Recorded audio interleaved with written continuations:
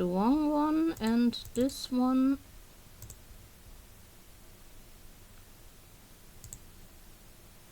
No, that's our Discord.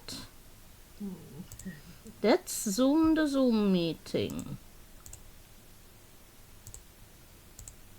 Oh! I needed to change the recording method. because now you have a face that everyone can see. So, and if I get you in the right position here in my layout, you actually don't hide your own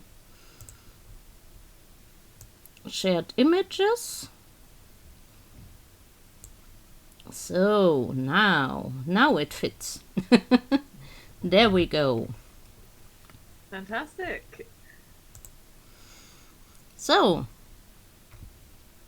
this is Lola. You can see a lot of what I do pretty much where I'm pointing at. There is a slideshow of all the things they do, because it's not just one area, because we creative people all do a lot of stuff. Everyone knows that here. So yeah, why don't you introduce yourself? Okay, well, hi, I'm Lola. My pronouns are they, them. I have been in the yarn space for, well, a long time. As Third Vault Yarns, 8 years. And in the last couple of years, but more recently, I have ventured into the TTRPG virtual space as opposed to just in person. So I dye yarn under Third Vault Yarns. All of my colorways are inspired by science fiction and fantasy themes. Basically, I'm a big nerd and I want to bring those colors and inspirations onto yarn. And I also design knitting patterns, which you can see some of them here. A lot of them are inspired by fandoms and things as well. One or two of the ones that are shown in the images, those are inspired by fandoms. Also, I released 2 books, kind of a collection of patterns from myself and some other dyers inspired by board games, so board game knits. That's great. And yeah, I really love your yarns, and I'm so sad that I'm allergic to wool, because geekery and yarn, can it get any better? Well, it's a good thing that I also do plant fibers too. You do plant fibers? Then do. I haven't looked correctly, and I must check again, because this is relevant to my interests. Yes, I do plant fiber yarns, bamboo, 100% bamboo 4-ply, tencel DK, and bamboo linen 4-ply. Oh, great. All of those I have used in the past, and that's really nice. So I will check it out again. Then I maybe had you confused with someone else who only did wool, but yeah. Oh no, I'm a big fan of plant fibers as well.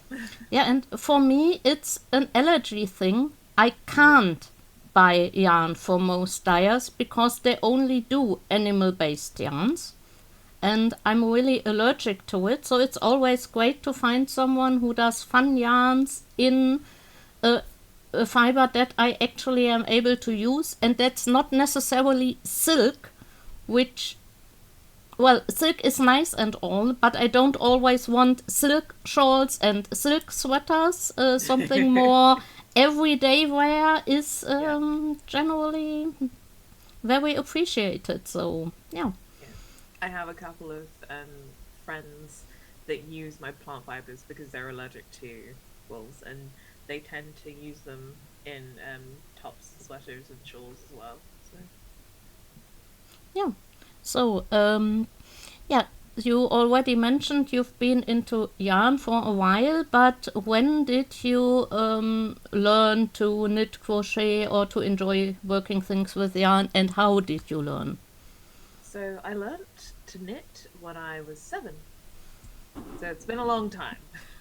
I won't tell you how many years, but it's possibly easy enough to guess. My age is somewhere out there online. um, yeah, I was been knitting since I was 7. I was well.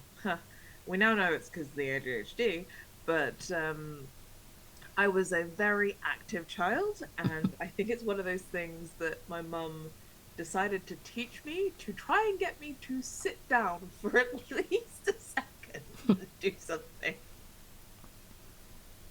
Yeah, I tend towards the daydreaming and then hyper focusing on stuff part Mm. of the ADHD. I don't have the hyperactive part.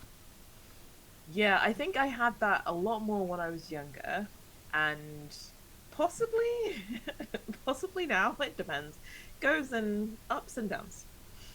But yes, so my mum taught me how to knit when I was 7, and I was knitting on and off for a long time. I would randomly pick them up again. And one of the beautiful things about knitting or fiber crafts is that they are very easy to pick up again, because it's one of those things, like, it's in the same way that people say, like, riding a bike. Yeah, You once you know, it just takes you a little bit to get back into it, and then you're away. And so I got back into it in earnest when I went to university uh, a while ago, also. I know that feeling. But yes, so I got back into it at university. I started joining people doing social knitting with the Stitch and Bitch, and then yeah, I just didn't stop. I didn't stop. I started designing. That was when I actually designed my first jumper pattern Oh, whilst I was great. at university. So my designing actually predates third volt yarns as a yarn concept. And I learned to dye yarn to teach other people as part of the Stitch and Bit Society, and now this is what I do. That's great. Yeah, for me it was I learned to knit and crochet as a kid as well from my mom because she did knit a lot. But yeah, I never had much fun with it. Like there was this phase when I made crochet pot holders for the whole family for Christmas gifts and stuff, but I never really wanted to do it. I mostly did it because I had to make a gift for someone, and the you have to do it is always a bit weird. Yeah. So I stopped as a teen, and then I was pregnant with my son, and saw all those handmade cute baby things, and I was like, I want to do this again. And like you said, it's so easy to get back into it because I bought a beginner's how to knit and how to crochet book, some yarn, needles and hooks, and just started, and it all seemed so familiar. I looked at the book, what am I supposed to do? Oh yes, my hands remember how this goes. And yeah, that was 19 years ago because teenager just turned 19. So it's kind of similar, like yeah, getting back to it and then reaching. At some point, when you get back to it, you don't stop anymore Yeah. because it just clicks and is fun and Yeah, it becomes an intrinsic part of your life. It's like, yeah. what would I do with my hands otherwise? Yeah, exactly. And especially since I was basically stuck at home a lot as a single mom, Mhm. because there's only so much where you can take your child with you. But especially in the evenings, he went to sleep early and I was sitting at home on my own. It was something I could do. And it was also something where I found a community online. So yeah, I didn't feel so alone. I got to connect with other people, and I think that's one of the main reasons why I stuck with it, because I had other people who did it too, and that I could talk to. And yeah, there were some of them were moms as well. Some of them had the same other hobbies I had, so there was always something to talk about. that's a big thing actually, because it's nice to build community around your interests, and I think there is definitely a really lovely social aspect around knitting. Yes. Yeah, Even if it and is crochet. just online, I right now don't have an in public group because yeah, I moved 2 years ago in the middle of COVID, so I haven't really been looking yet. Well, I I did hear look you. when it looked like things were getting better, but then we had several immunocompromised people and stopped meeting again. And the Yeah, people that were still meeting were the ones that refused to wear masks and refused to test before meetings. So I decided I have asthma. I'm not going there. I hear you. That's So, exactly my that's exactly my challenge at the moment. I moved up here 6 months ago, oh yeah. and I'm still kind of feeling out the area. But yes, a lot of people have decided that COVID is over. Unfortunately, it's really not, Yeah. and it's really bad right now. Yeah. And I would be fine with not wearing masks at the meeting because you want to drink something, you want to eat Hmm. something, but then please test before we meet. Yeah, Some of them were not even vaccinated. yeah. I mean, So I basically said, no, I don't want to meet with you people because too putting you at much of a risk. risk. Yeah, I completely understand that. I have the same issue because So I'm in the vulnerable category as well. yeah, I mean, you can't avoid it completely. I managed to avoid getting COVID until this end of last October. Hmm. I got it. I was lucky. I just basically had a week of slight flu-like symptoms, but only a bit, like a bit of everything aches, and I was coughing a bit. My nose was running, a slight headache. But my partner was out for almost 2 weeks, and then took several weeks to recover his strength again. Yeah. Um, because it hit him like bum. One day he was fine, and the next day he was lying flat. He could barely breathe. He Everything hurt to the point that it still hurt after painkillers, just on a tolerable level. And yeah, That was nobody me needs this that. April. I managed to avoid it until then. Yeah. But yeah, it took me. I'm still partially recovering and have all sorts of wonderful, fantastical health issues that have sprung out of it. Yeah, I really got lucky that I only got it so slightly, and yeah, I'm pretty sure that being fully vaccinated did help with that.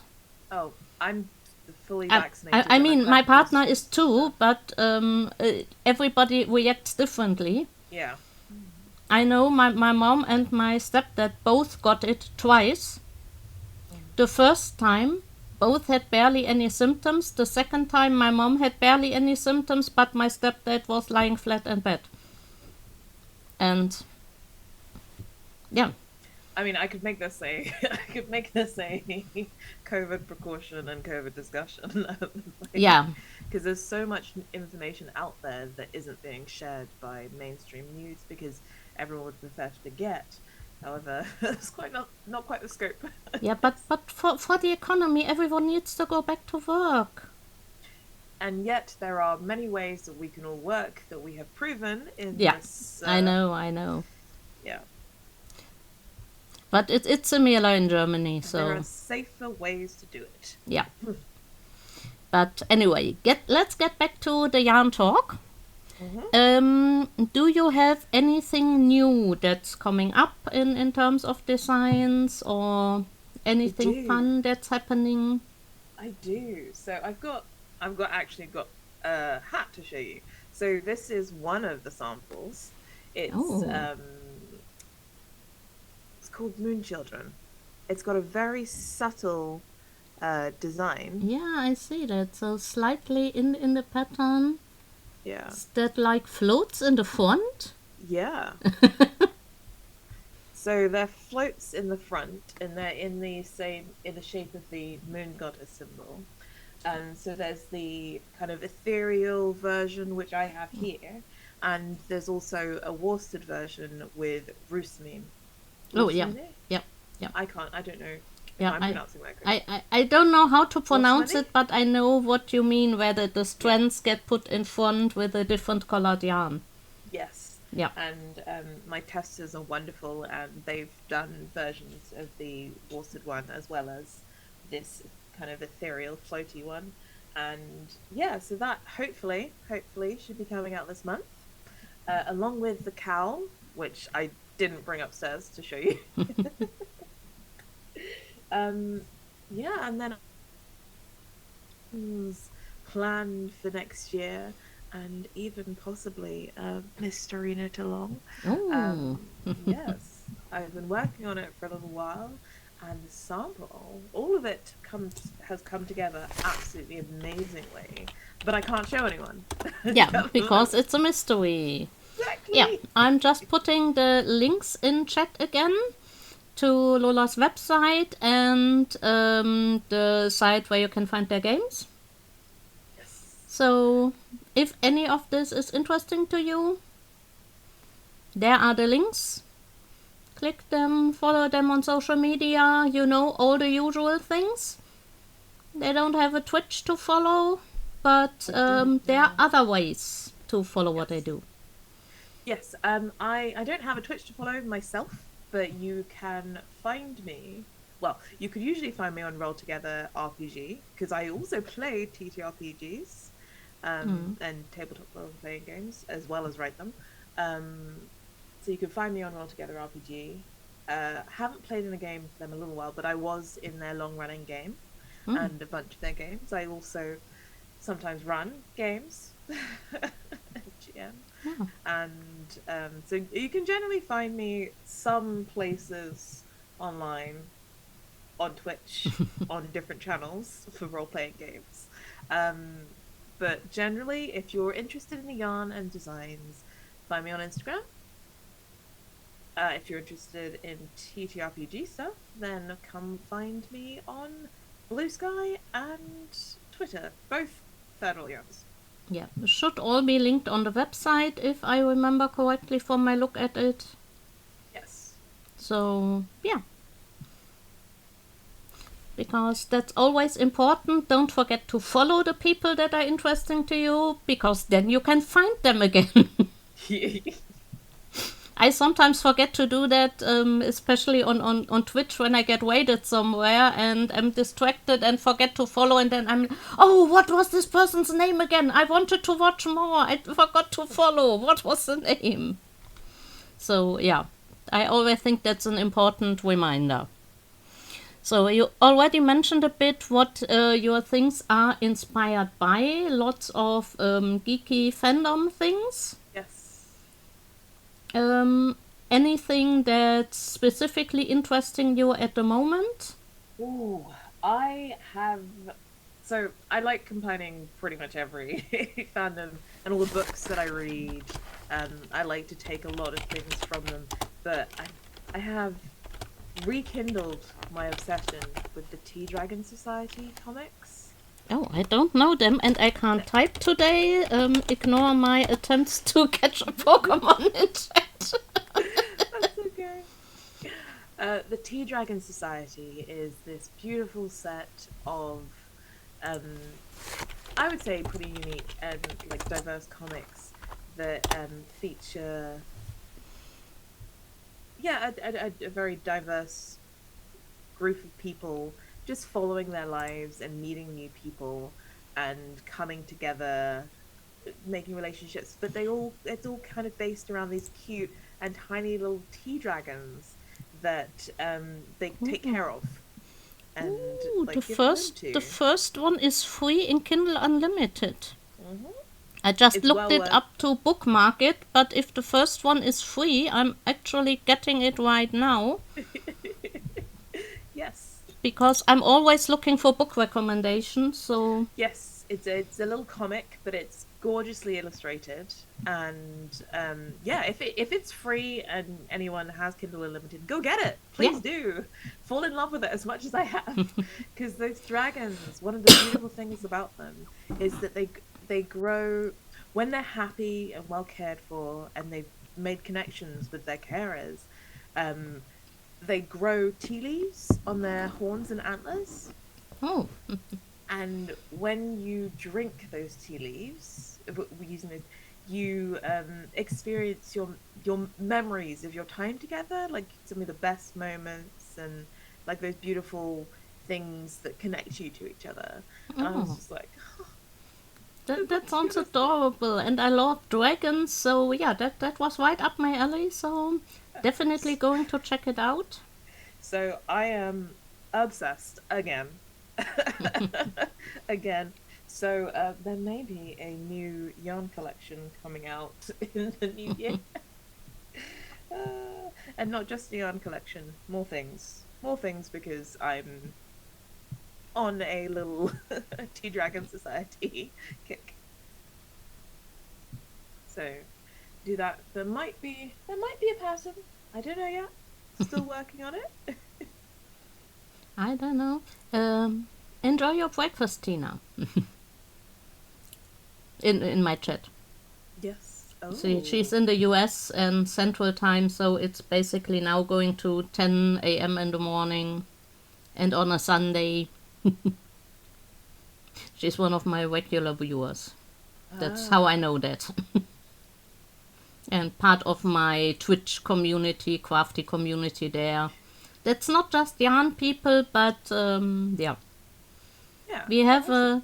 a community that basically does the same that the Fast North Yarn Along does, Hmm. inclusive, and we support each other. Like we do shout outs, we share links to people's shops and everything, because it's all about a community and support, and not about I have more viewers than you and I make more sales than you. And 100%. this is 100%. yeah, it's not fun that way. It's so much better when you support each other, and yeah, actually our community talk to each other and connect to people. So yeah, I have that here on Twitch in a more general everything creative, from artists to paper crafters, fluid art, woodworking, basically everything that's falling under makers and crafting or under art on Twitch. That's really cool. Like I belong to a couple of different communities, but I think community is one of the biggest things that I like to try and bring into my work. And definitely I'm trying to foster within my TTRPG games writing and everything else. So Yeah, I mean, it's no matter whether it's as a business or something else, it's so important to connect to other human beings, and you yeah, learn so much from connecting to people who are different from you. Like, 100%. if I didn't know so many people that fall somewhere under the LGBTQ umbrella, I would never have figured out that I was asexual, because I wouldn't have looked into all the terminology and everything, because it Hmm. wouldn't be relevant to my life. And Yeah. then I figured out, oh, there's more people like me. Oh, there's a word for it. Oh, that explains so much. I hear you as another race person, but yes, like it's one of those things that stepping outside your kind of direct purview and and building community with people from all across everywhere is so important to Yeah, discovering the world and learning about yourself and yeah. other people. And I was, despite being born in the 70s and growing up in the 80s, I was lucky enough to randomly make friends Mhm. with a gay guy who got me together with some other people. So at a very early age, I had queer people in my life. and learned that it wasn't true what the media showed you or what you were told. Like, back then it was, you didn't even talk about it. They were, in Germany we called gay people, they are from the other side of the river. Just to not say the word gay. Right. Was And that to do with was that anything like, uh, was that to do with the Berlin Wall as well, as a kind of like, oh, they're from the other side of no, no, no, town, no, not this not at one? all. No? They are just different. It was just Yeah. a way to say they are different. They are not like us. Mm-hmm. And to basically other them because you didn't normalize saying what they were. Yeah. And but well, I met this guy. I liked him. It turned out he was gay. I didn't care because I liked him. Mm-hmm. And the fact that he was gay didn't change who he was as a Exactly. person. Exactly. So yeah, I didn't care, and then I met a lot of other people and basically realized, despite what I had been taught, that queer people are like any other kind of people. There are great people there, there are okay people there, and there are horrible people there. Yeah. And that basically goes for Every single person. everyone, no matter how you divide people by which arbitrary measurement, you will Mm-hmm. always find good people there and you will always find horrible people there. Yes. So I pretty early, despite how I grew up, learned that just because someone is different in some way doesn't mean anything about who they are as a person. 100%. So yeah, that's I was pretty lucky there. I know a lot of people my age who don't think the same I do because they got into contact with different people, just using that word now, in no matter how, in which way different, at a lot later point. And the longer you have those stereotypical prejudices in your head, the harder it is to battle them in your Yeah. thoughts. I still catch myself at in some areas where I think something and I'm like, why? Why did you think that? Would you think that if this person looked the way you look or was like So you? I think one of the big things is very much like the first thought you have is what you've been conditioned to think, Yeah. and then, or like what you've kind of overcome. But the second thought is what you feel rings truer to you, and like questioning those thoughts that spring up initially is always a good thing because it tells you that you are doing better and you have moved Oh, on. But like a lot of the automatic thoughts we have, that's what society has conditioned into us, or yeah. like our Yeah, I mean, I do question those thoughts and I know they are not what I really think, Mhm. but that it still happens after so many years of actively trying to counteract them shows me how difficult it can be for people who learned at a later point in their Yeah. life. That's why for example, I have no patience for people who willfully ignore things. Like, I have a lot of non binary people in my community.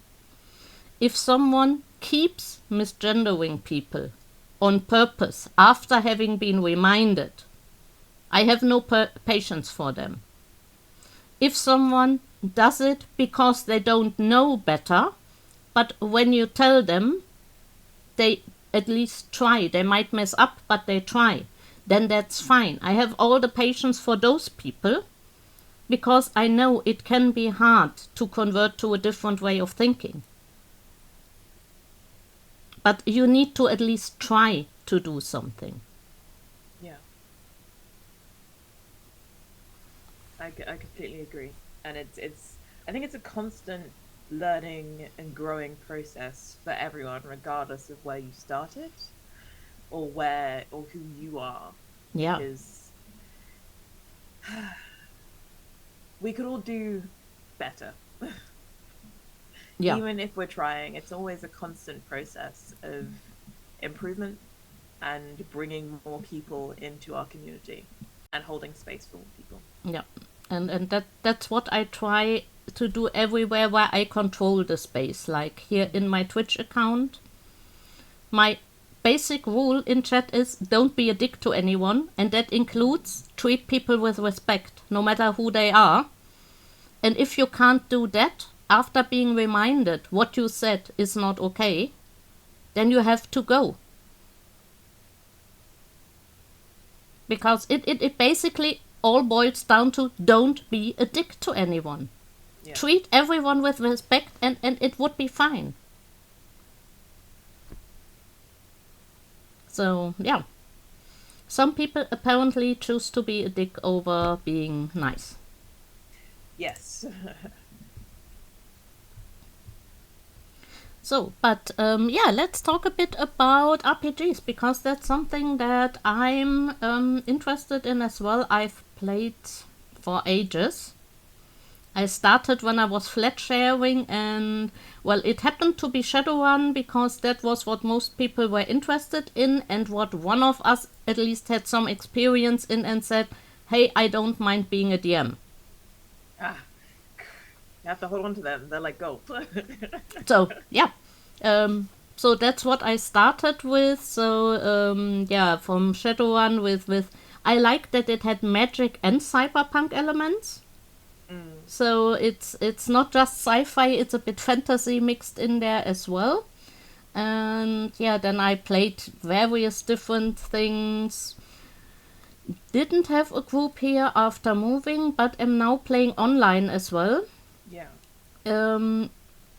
First, we somehow happened to do cyberpunk as well because yeah, the husband of one of my crafty friends here on Twitch does regular RPGs on his stream.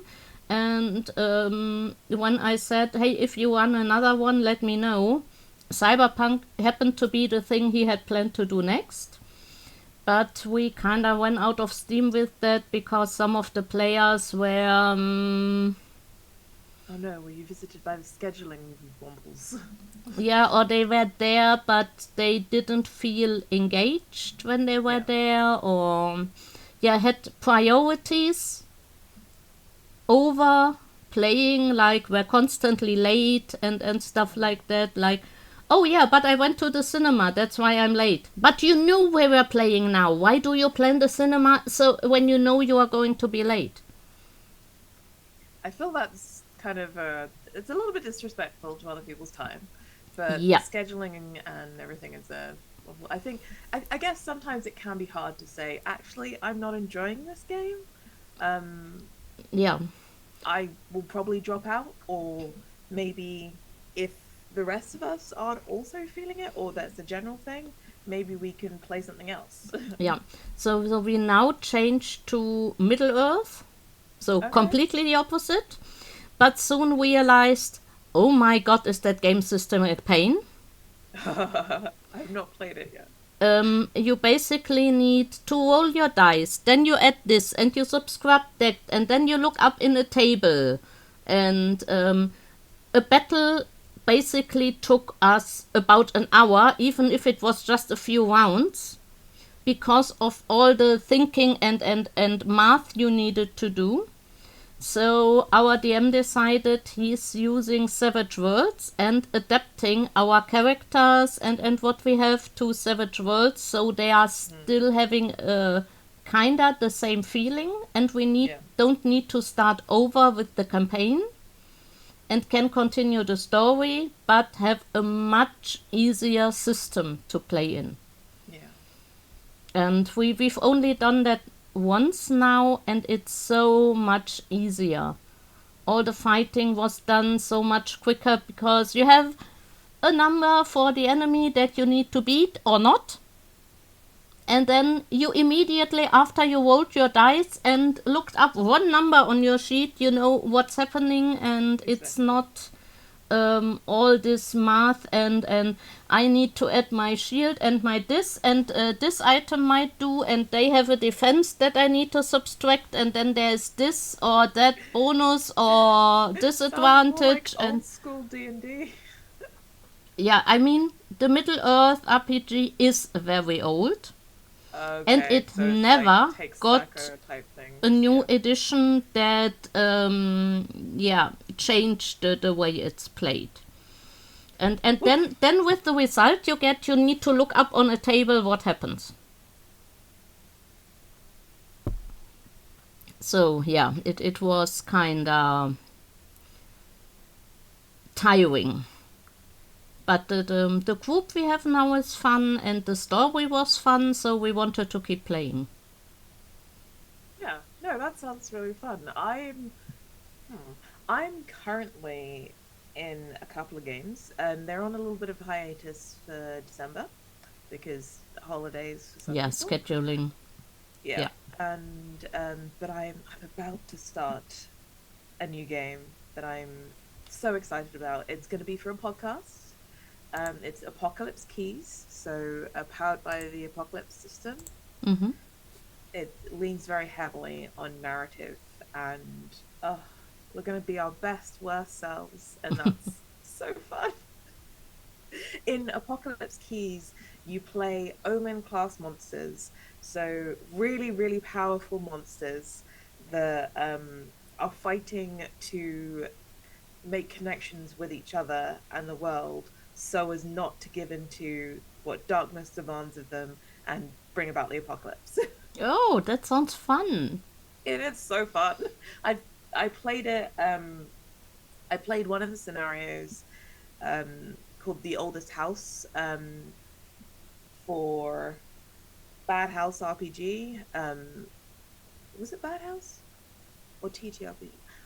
I played it for a channel earlier this year, but getting to play it for a podcast, which is going to be a long running podcast, and we're going to do lots of different things for like prime scenario, homebrew scenarios. I'm very excited. So keep an eye out for Strife and Reason next year. Yeah, that sounds definitely interesting. Yeah, I've played a lot of different things. I did something that was a one-off in another channel on Twitch, and I forgot their name, and luckily they have a Discord that's named the same, so I can look it up if I ever find it in my 12,000 channels again. Oh yeah, hint, Hobby Gamers International. And they do one-offs, they do longer campaigns, they regularly stream, and some of the spots when something is open they post on their Discord, hey, we need players for a Yeah. one-off or longer campaign. We plan to um, stream it in this schedule, are you available for that?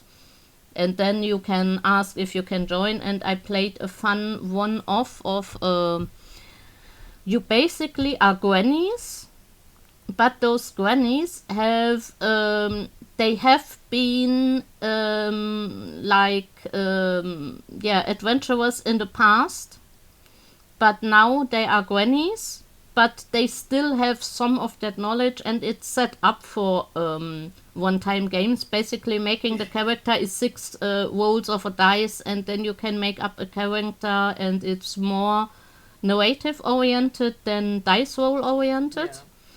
And that was really fun, even though I played with complete strangers, and which felt a bit weird at first because they all knew each other, you know, Yeah. being the new one in a group.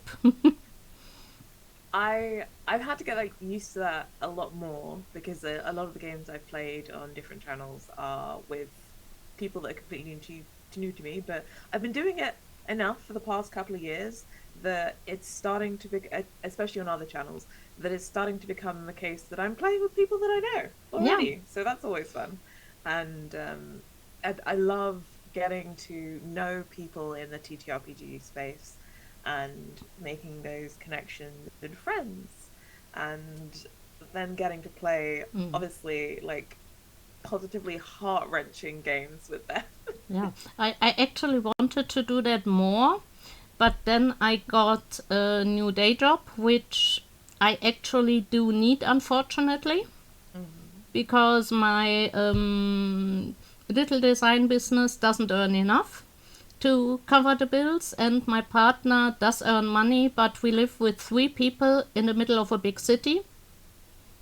So we have enough to live, but no extra. Yeah. Like spending on hobbies is limited. Spending on going out is limited. Spending on, oh, my appliance broke is very limited. So, yeah, I unfortunately will have to look for another job. They laid me off because So sorry. I happened to get COVID during the probation period, and a week later I got a termination letter. So they are not allowed to fire me before getting sick, but in the probation period they can fire me without giving a reason. Yeah. And it was exactly a week after I got sick with COVID. Love that. Love that. So there will be an ad break on Twitch for everyone who's not a subscriber. Just to warn you, it's coming up in in about a minute. I postponed them for as long as I could, but you only can push them off 3 times and then they run, or they run randomly, or and then I don't have a control over it, so I have mine planned. So usually during my streams, when I'm talking to someone and I see ads are coming up, I'm saying, okay, we continue this after the ad break, so Okay. you don't miss anything. But I mean, but in this context, it's a bit difficult to just be quiet for a minute and a half. Usually I'm still at least knitting and have a craft camera on there, so... Well, I mean, for the people that I don't know if people are still here or not, but I can show you something fun. This one isn't secret, just in case other people can also see it. But I just got some things for the end of year box, which is going out today for Yard Club, and this is the extras of what I got. Like, I know, That's so adorable. cute. I want one. Yeah.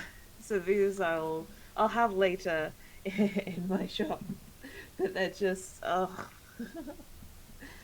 like, I like designing little things like that. Yeah. Well, I have absolutely no talent for drawing or anything, so all my logos and stuff I have been created by other people, which I paid to do so. Yeah. Because no way I can do it on my own. It's not one of my talents. I see the ad break thing now. Yeah. It announces it when it starts, but I already get in my OBS get an announcement about a minute before it starts, so I know ahead of time. And can be prepared for it, and basically not answer a question that's been popping up in chat right when the ad runs for someone that I see is not a subscriber and will be caught in the ads. That's fair. Like it's pretty annoying when you ask a question and the answer happens when you can't hear it. I can imagine. Ads are difficult on. And you can't stream without ads. Twitch will run ads anyway, and I at think least they changed their rules about how you can advertise yourselves as well. Yeah, but I have I have set them up so every 30 minutes it plays 1.5 minutes. That also means if someone joins in the next 30 minutes, they don't get pre-roll ads before they come to my channel. So, I basically can stop those pre-roll ads from happening, and I have control over how much of an ad break is happening and when it's happening. Like, I can postpone it by 5 minutes up to 3 times.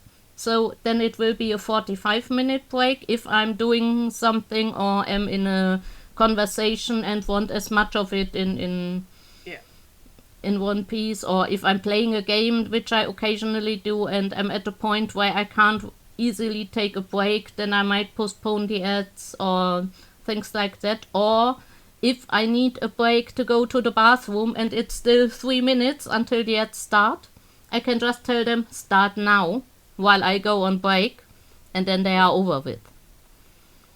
That's good.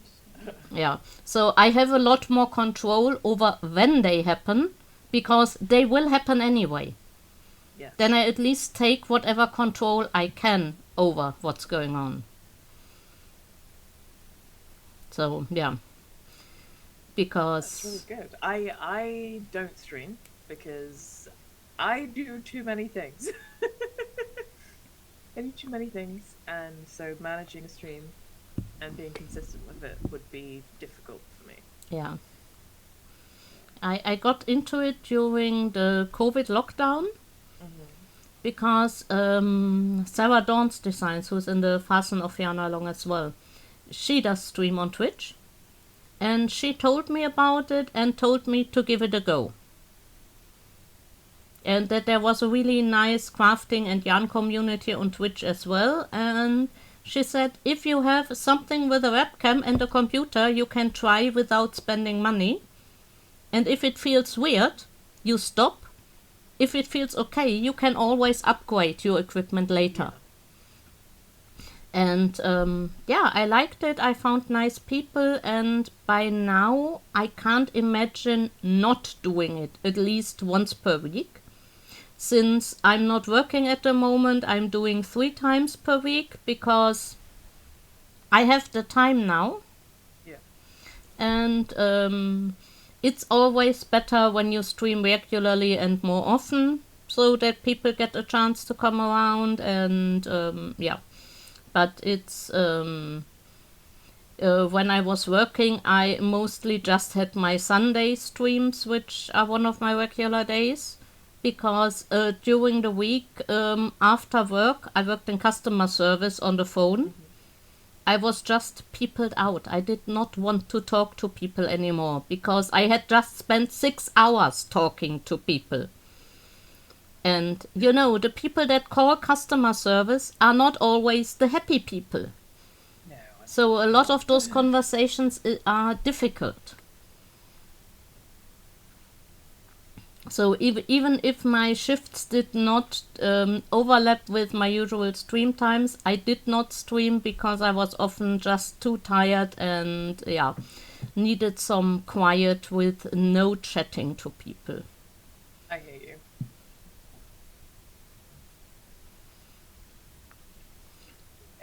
It's one of those difficult things that like I enjoy working for myself because I do struggle with getting people out sometimes. But I do also, and I enjoy getting to play games with people. I enjoy seeing my friends and getting to chat to people. It just doesn't. It's not great every single day or on the regular. So. Yeah, yeah. I also enjoy talking to people, but at some point I need a break. And especially I realized with customer service on the phone, if it was a busy day and I basically had one call after another, Hmm. because there was always someone waiting in line, then the next call comes through after a few seconds. So No you breaks. basically only have time to write your notes, drink a sip of water, and then you need to take the next call. And if you do that for 6 hours, you are exhausted Oof. afterwards if there is no lull in the calls that come in.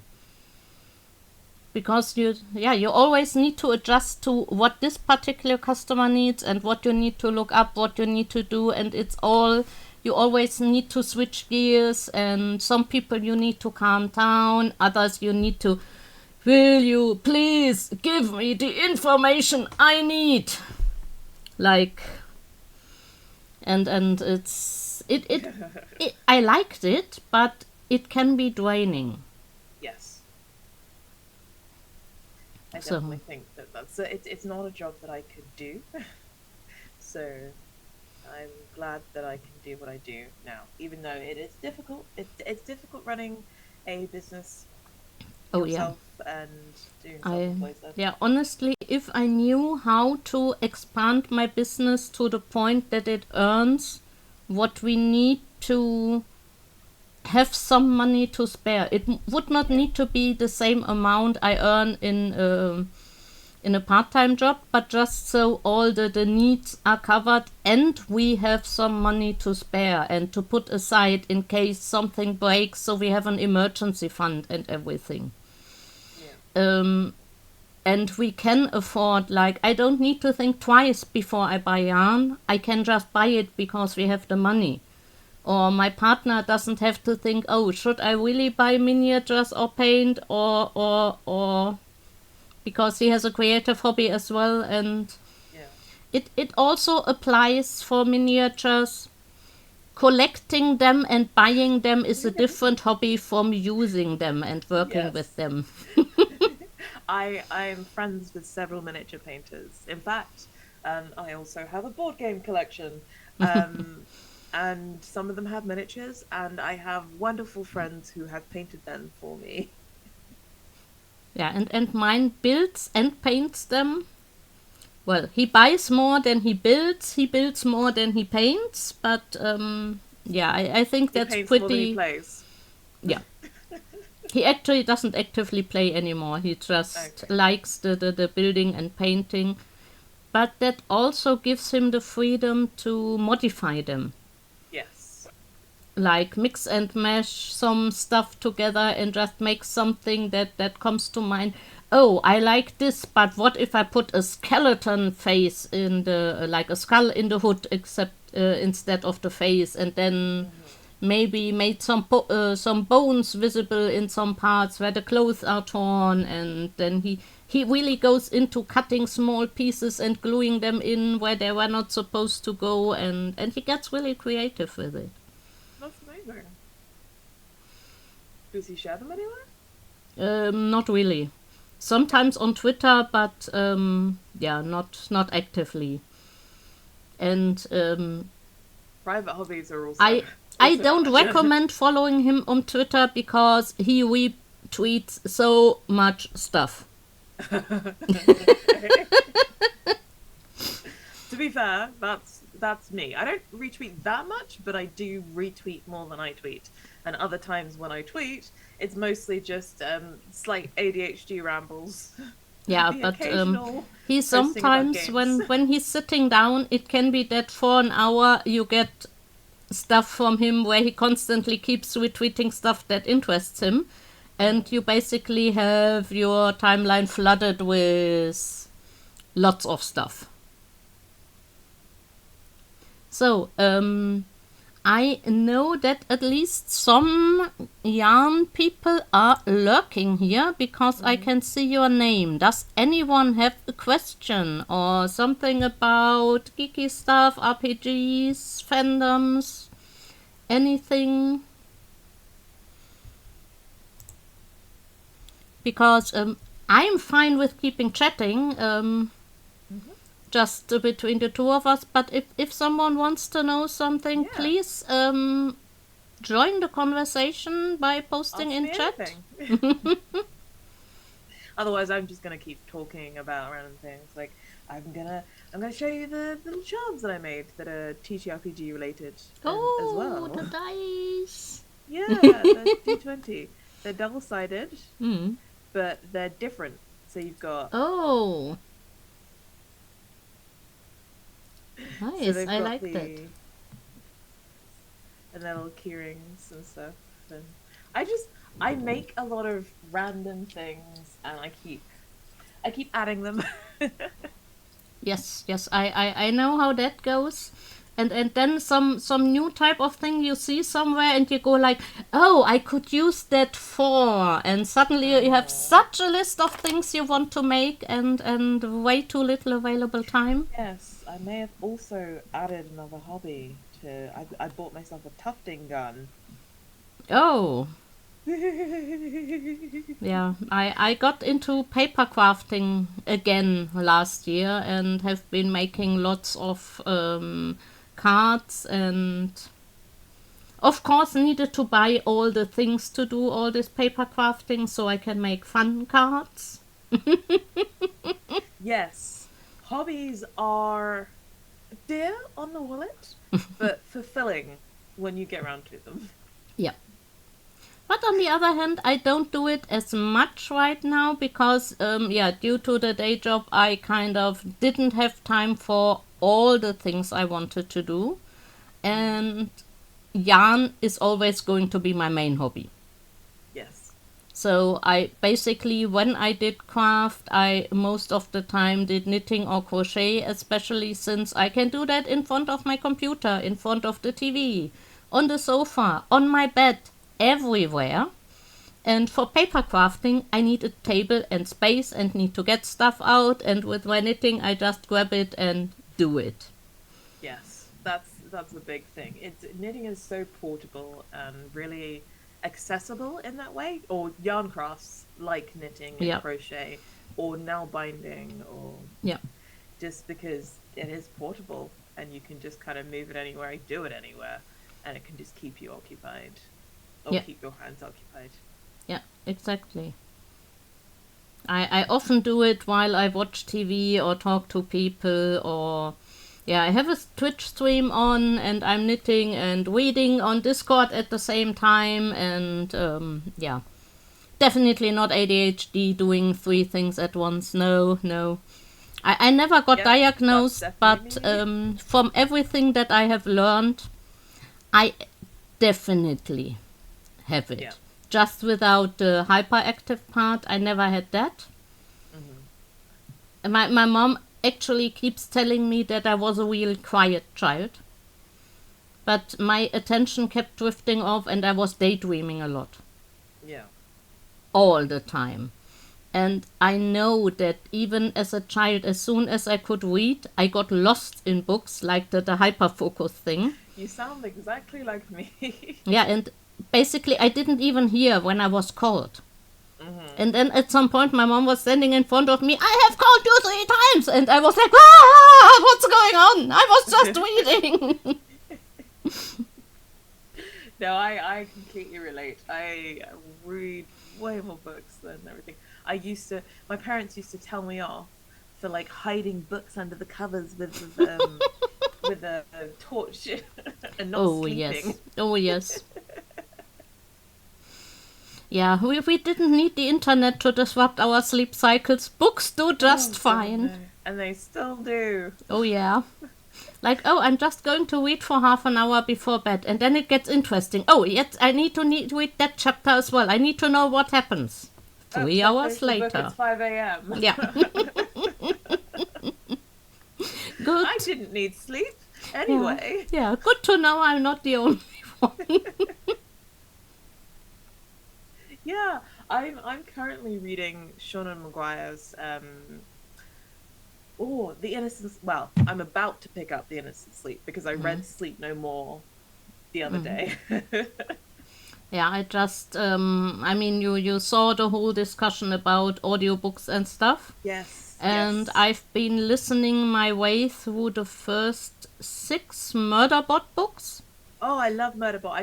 I because obviously the new book came out. I just reread them all. Yeah, but I never read them, and I looked them up, and I actually got an offer on Audible for 3 months with no payment. Oh, nice. And I decided, well, I don't want to give Amazon any more money than I already do. That's why I left Audible, and my other service has a lot of stuff I can listen to for free that's included in my stuff. I don't buy the books, so if I ever stop paying them, I will lose access to them. But on the other hand, I can listen to as much as I want, and all their books are available to me. Oh, okay, that's good. And they are independent, so they keep adding stuff, and they always ask for feedback. And like when I asked them about adding more English originals, because a lot of in Germany here, because a lot of people like me prefer to still listen to the English because translations often lose something Yeah. just because of how language works. the best translator can't translate every little detail. It's just Because not some possible. sayings in some languages just don't translate. Yeah. Yeah, and so I try to listen to the English original when it's been written in English.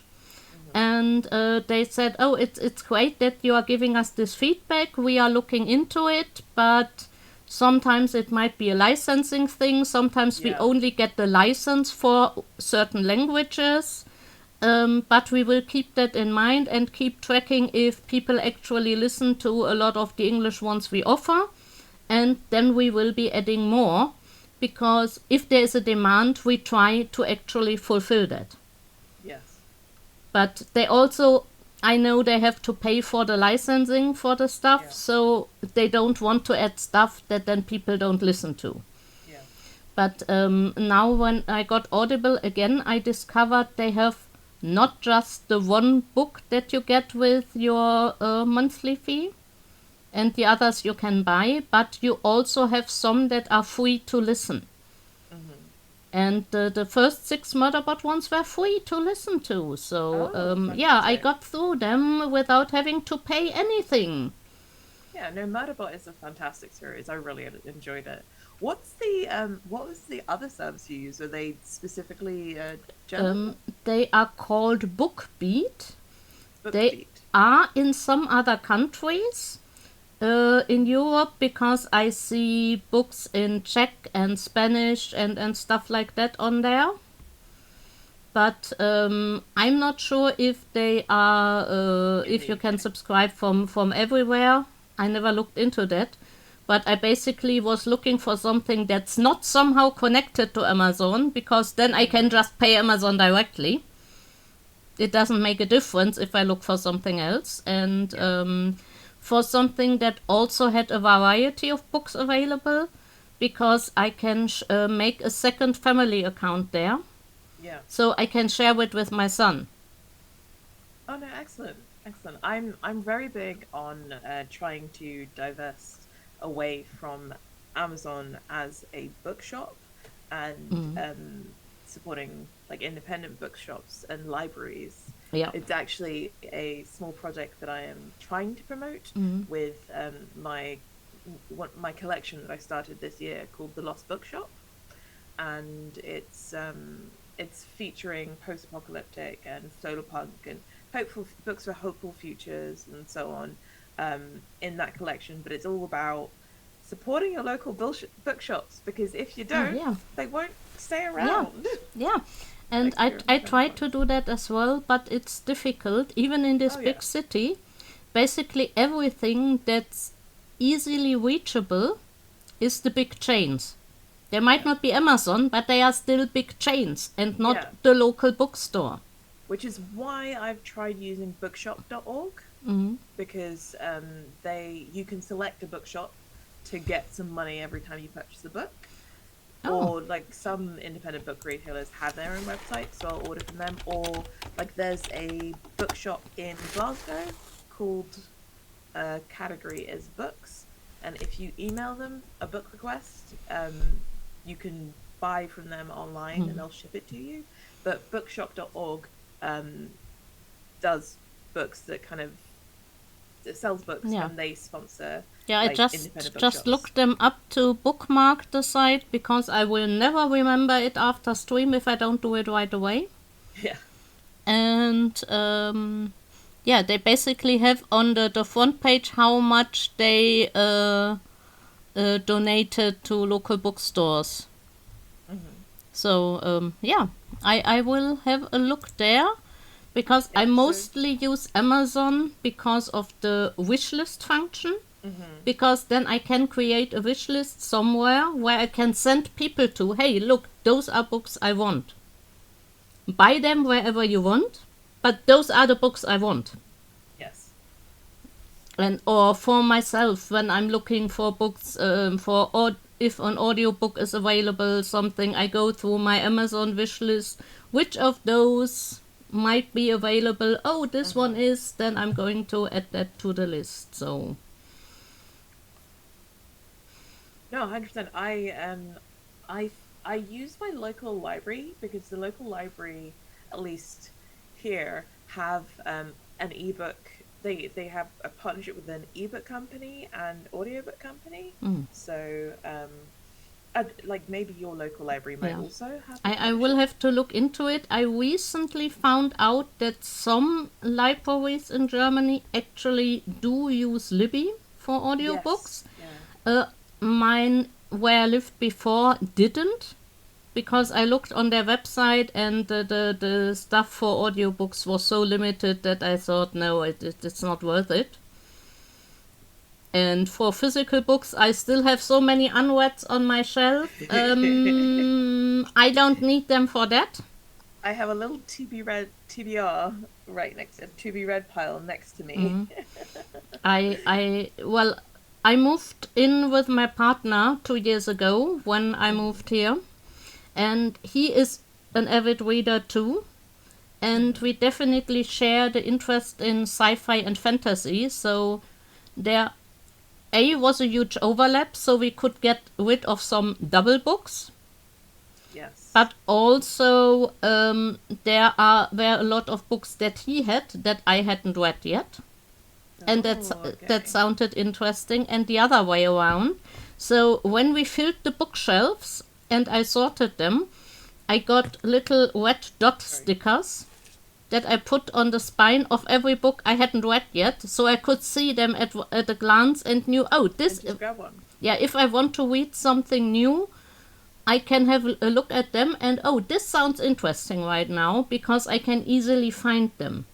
Yes. Because That's there really were too interesting. many to make a pile or one section of the shelf, just because of the fact I already had unreads, and Hmm. then his unread ones for that were interesting for me were added to that. So yeah, it made not much sense to separate them out.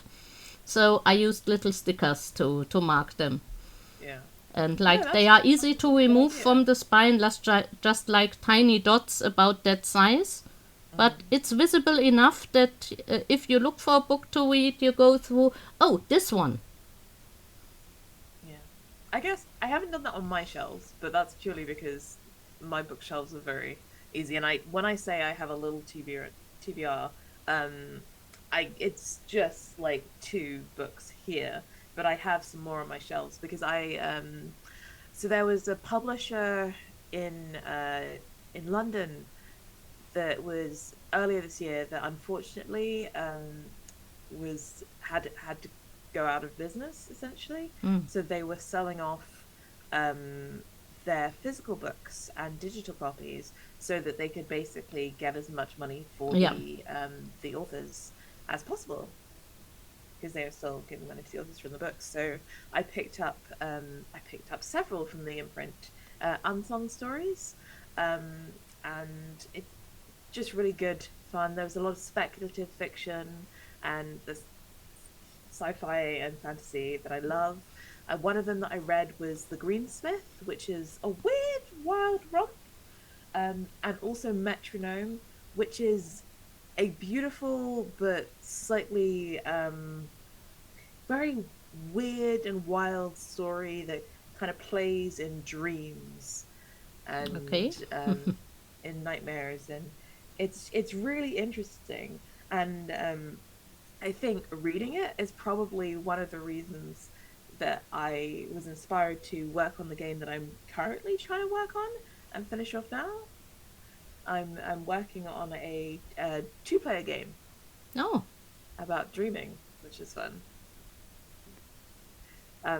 Yes, it's called Dreaming of You, which is a working title, but it's about two people who are separated by distance, not necessarily literally, but also could be literally, and they dance or fight or traverse through other people's dreams every night to share a dream together. hmm. And so you play that. That sounds really interesting.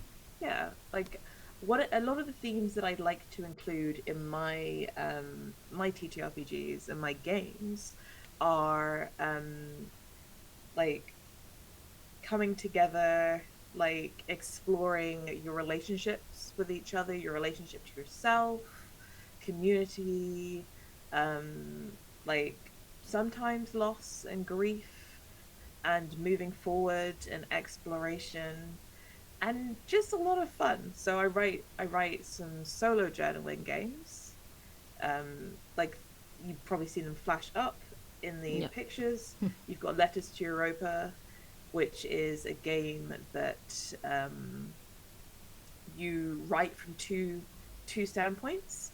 You write letters as a person still on Earth. This is way into the future.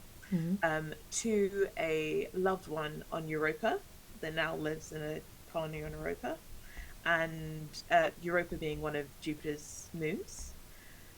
And then you play as the person on Europa writing back. And that game is all about it's topical for now, but saying goodbye to the past year, Yeah. and it's up now. Yeah, and saying hello to the new one and the things you wish for yourself in the next year. But yeah, so Yeah. that one, That, and then University or Door, and like a bunch of other games. I like writing games. And that's fun. I don't think I know anyone else who actively writes games. I know people who write campaigns for existing RPGs and mhm.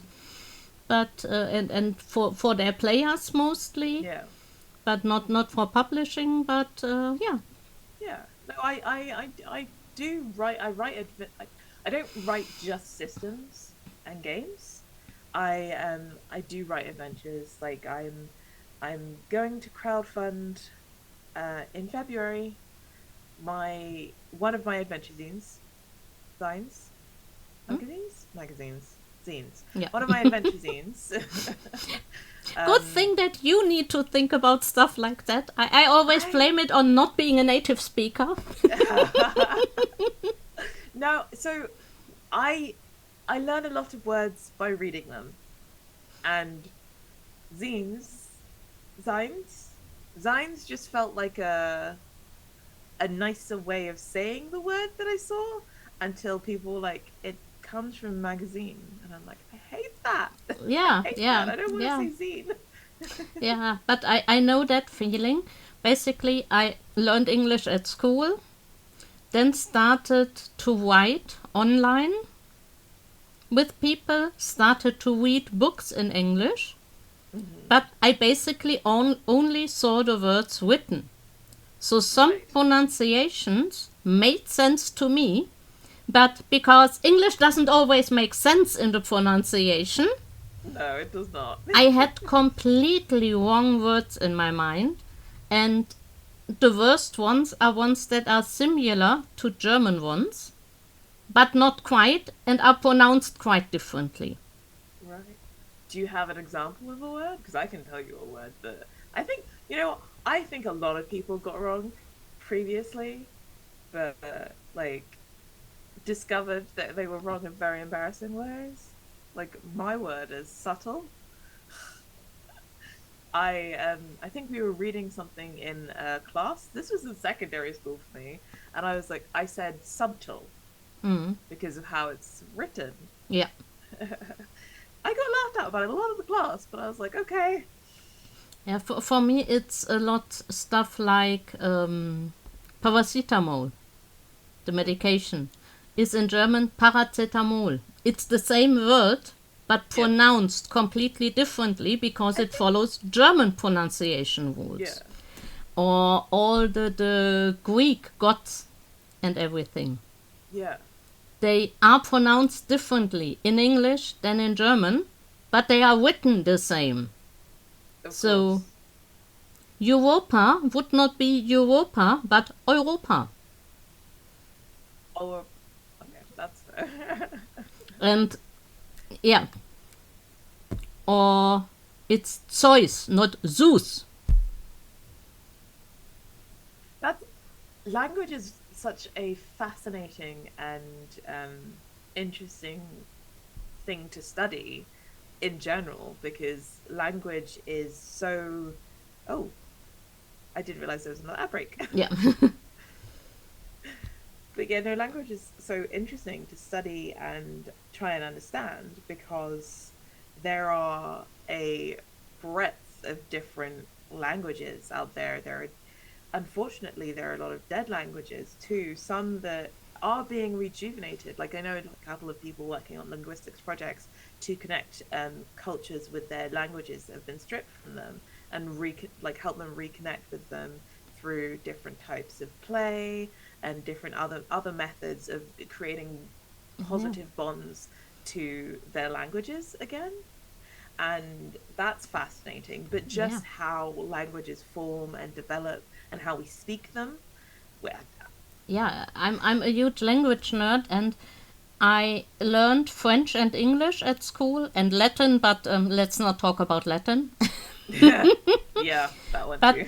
just to see how some, yeah, the sayings in languages tell you a lot about the culture, or at Yes. least the time when those sayings were created in that country. Or like in English, there are the Germanic based words and there are the French based words, and there often exist two. But the fancier one is always the French one because the nobility spoke French. Okay. Interesting. Like, yeah, due to the fact that I speak French, I recognize a lot of French roots in words. Yeah. And often when there are two, it's like one is, if you yeah, I can't, of course, can't think of an example right now. It's always the way.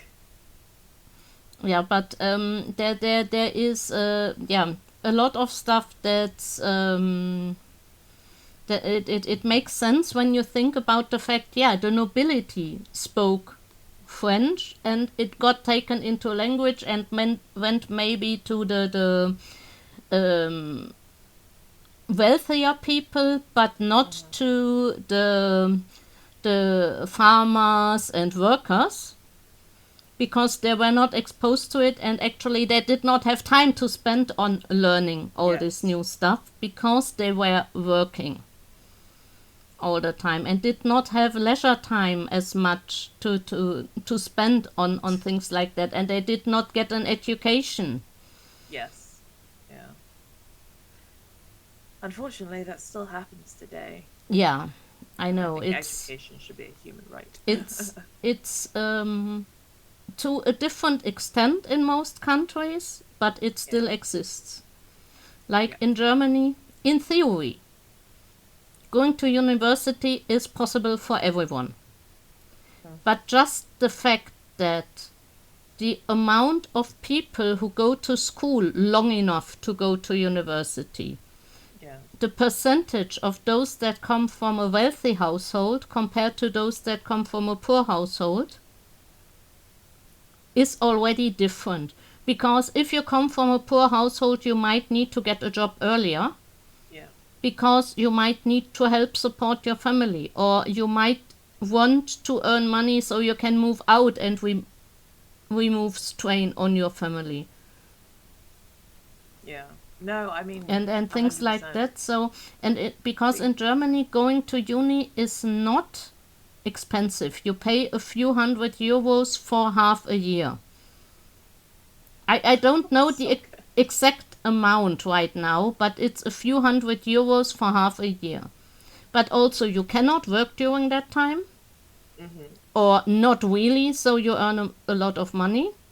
Hmm. And you need all your textbooks and all other stuff covered. Yeah. So, and not everything is taught in every location, so you might need housing, you might need food. So it is more easily accessible for people where the parents can pay for that stuff. Yes. Yeah.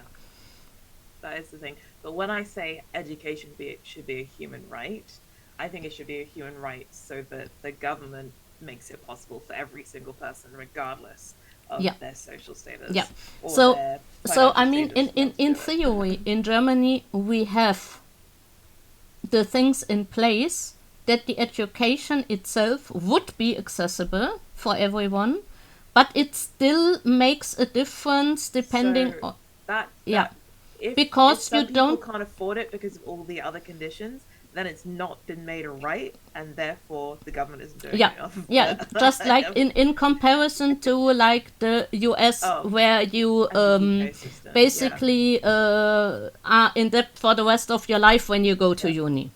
yeah. I So mean, we it's already not quite have, as bad as that, yeah, but it's similar here, yeah. definitely. So basically, we have a lot of things already in place, and there Mm, is some support, financial support for students where the parents don't have a huge enough income, yeah, but also that is limited, and you have to pay back half of that. Half of it is actually free, but the other yeah, half you have to pay back, and within a certain amount of time. So people think twice if they want to do this, because they then actually need to be able to find a job after uni, yeah, so they can pay it back within that amount of time. yeah. So yeah, there are things in place, but they are not as good as they could be. Hmm. And it's basically like children from poorer families all often have less educated parents for that reason, or because they are immigrants and don't speak German well, because they came here as adults. Of course, they don't speak German well. And Yeah, they can't help them with school stuff. Those children might not learn German as fast as others and therefore struggle in school. hmm, Because it's not spoken at home, it's only spoken at school. So they struggle more at school. So they are at a disadvantage. yeah, And that's what I see a lot. Or yeah, basically we are going to have some changes, but like as a single mom, I only worked part-time, hmm, and I got some money from the state to stock it up because I earned under what we needed to live off. hmm, And because of that, everything I earned and every income my son had was at least partially subtracted from what I would hmm, get from the state. yeah, So we get something called Kindergeld here, which everyone gets for every child they have, yeah, to help low income families have some support when they have children. That was subtracted as income from the money I got. So, as someone on social services, I had nothing of yeah, that, but I still needed to apply for that. So I was getting my money from a different pot of the state, and yeah, not from social services. But it's basically all paid from taxes. It just came out of a different pot. Or yeah, if my son had taken on a job on the side, he would have been allowed to keep a maximum of, if he had taken on a mini job, a maximum of 160 euros, and hmm, the rest of his what he could have done with 450 euros would have been taken away, because I would have gotten them less, so I would have needed to get them from him to pay all the bills. yeah, So it is not equal. They have changed that now children can at least up to a mini job, which is now around 500 euros, that hmm, changed recently. They can earn that without getting anything subtracted, and only if they take on a bigger job that's yeah. more hours, I then think, they have to pay some, but they still can keep those 500 yeah. euros. See, that's the difficulty with that when you're subtracting anything from uh when you're subtracting anything based on that part of child's income is it fuels dependence on your parents because it means that you're never able to actually save Yeah. yourself, And a which is lot just of teenagers take on a small job on the side when they still go to school. In Germany, yeah, school ends early in the afternoon. We don't have full day school, so they actually can do a job on the side and earn some money, and they pay for their driver's license with it or yeah, something. Even when their parents don't have the money to pay yeah, for it, and my son wouldn't have been able to do that if my parents didn't have a savings account for him that he can use for getting his driver's license, he would not have been able to save up the money. And I wouldn't have been too, because with a part-time job and stocking up with social services, you don't have enough to put on the side for stuff like that. So, the situation is not equal depending on where you come from. And I am well educated. So I am basically the exception, but I could not work full-time, first because I was a single mom, and second, I have depression. If I work full-time, I will be sick so often that I don't keep the job for long. They will find some reason or another to make me leave because it's too expensive for the company. Yeah. Which I kind of get, and that's why I don't want to work full-time. But then I could not be independent from social services, and then there were all those other restrictions, so I basically had a lot less money than I could have had if I was healthy.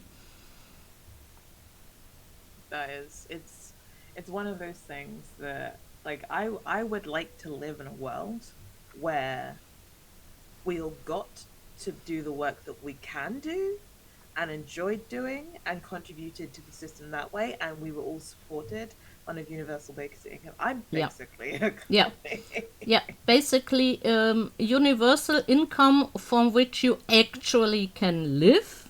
Yes. And I would not be doing nothing, but I would spend much more energy into my creative things like I'm doing right now, and I would be able to do that constantly. Yes, and in doing so, you're enriching other people as well. Yes, and there would be people who wanted to be carpenters, make furniture, do all that kind of thing. And a lot of stuff would be able to be automated in ways that where we still require physical labor, but it would be possible to do some of the stuff in... Right now, they're automating things with AI, and it's all the creative jobs.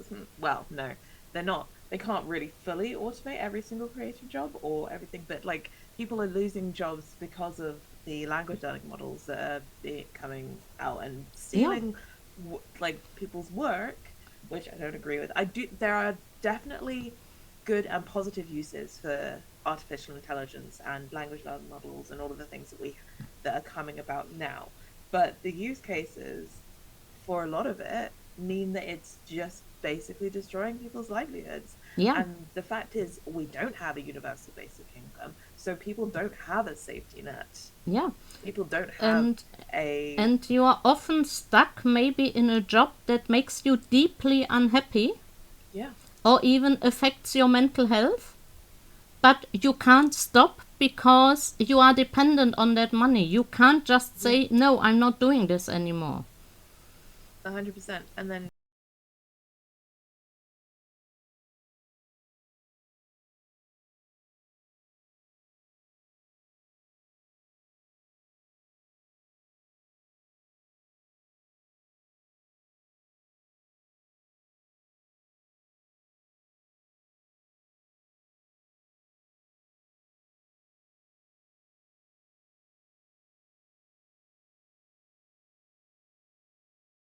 stream on without the sound, and it's a sound alert on stream. I hear it on my headphones and it's on stream, but you couldn't hear it. No, I couldn't. It's one of the unwritten rules in my stream. If someone uses that sound alert, I dance the time warp in my seat. Okay. So hello Das and MC. MC is another yarn crafter, so I'm going to post your links again. I'm not sure how long you've been here, MC.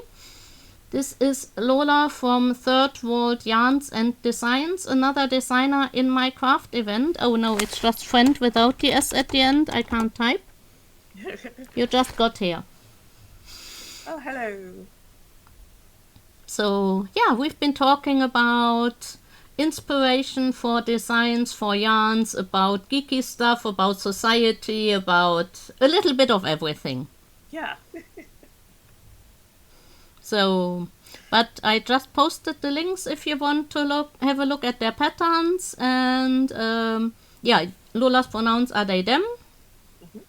And yeah, you can have a look at their patterns and other stuff. And yeah, just join the conversation. Well, oh, it's already past 6 for me, past 5 for you.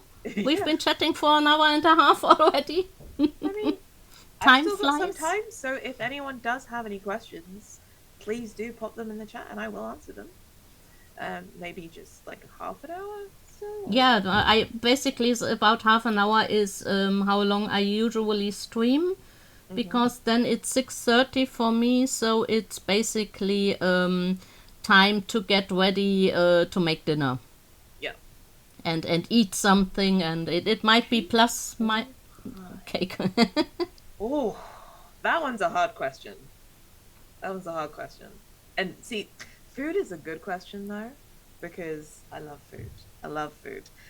Pie. If we're talking sweet things, then I love a pie. I love a gorgeous short crust pastry pie.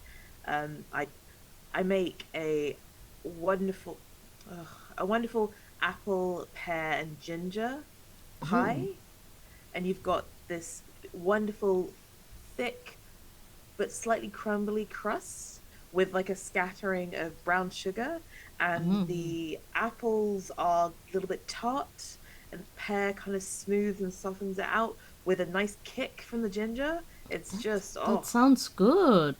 yeah, I Well, love a pie. I go with the German answer and say Kuchen, which is both. Ah, We don't have the distinction. We distinct between um, well, cake and pie is one, but hmm everything that's layered with cream in there oh, is Torte. So everything that's baked as one thing is Kuchen, be it a pie or a dry cake, but yeah. everything that's layered and with cream or some kind of filling is Torte. Yeah, Darth Okay, usually asks random questions that don't have anything to do with yarn or that's fine. crafting, because that's not his area. If you That's jump fine. into a movie for a day, 24 hours, and interact with the characters but can't change the ending, what Huh. movie would you choose and why? Oh, now that's a difficult question, but can't change the ending. You know, I don't know. What book would I jump into? What movie? What movie? The Last I Unicorn. yeah. I loved that movie since I was a child and saw it for the first time. I think oh, I can't remember what it's Because called in now. the end, the bad guy is defeated, hmm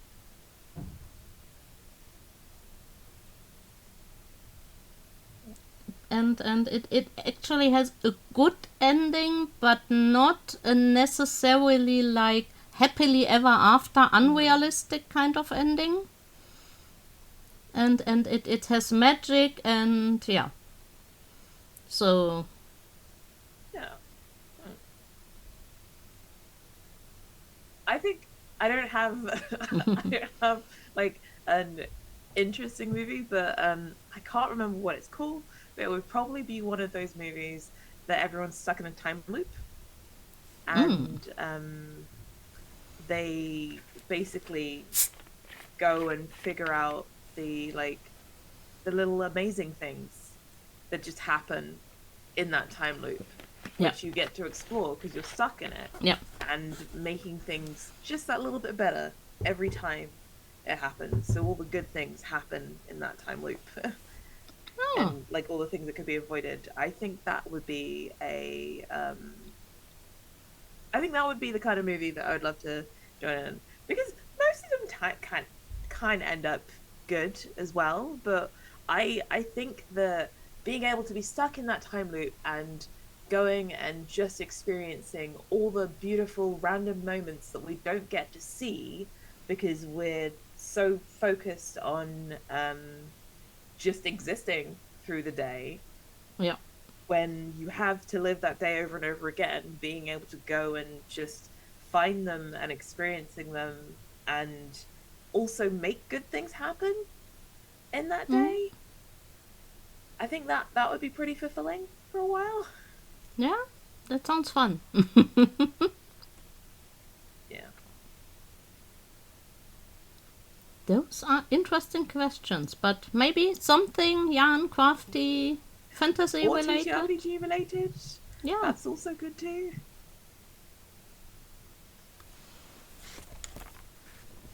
But yeah, that was interesting. Yeah, and for those that just came in the channel points, there is a community challenge.